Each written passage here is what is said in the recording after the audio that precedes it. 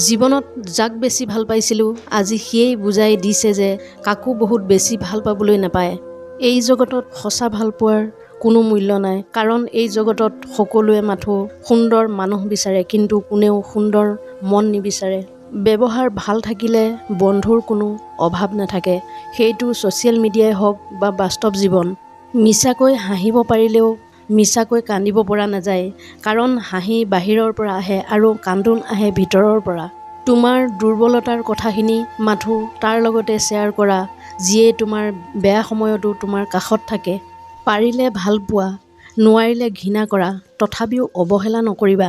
জীৱনৰ এটা কঠিন সত্য, মাৰ সমান কোনেও ভাল পাব নোৱাৰে। মানুহে সকলোতকৈ বেছি কষ্ট পায় যেতিয়া তাৰ প্ৰিয় মানুহজনে বেলেগক বিচাৰে আৰু তুমি যেতিয়া গম পোৱা।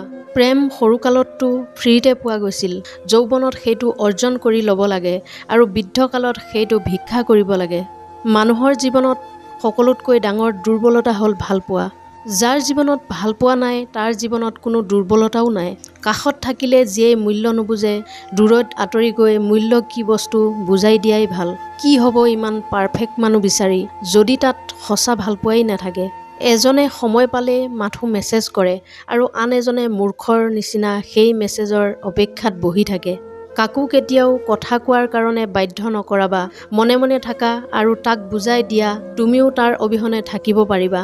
যি স্মৃতিবোৰক আমি সুখৰ স্মৃতি বুলি সাঁচি ৰাখিছিলোঁ, এসময়ত সেই সুখৰ স্মৃতিবোৰে আমাক আটাইতকৈ বেছি কষ্ট দিছে।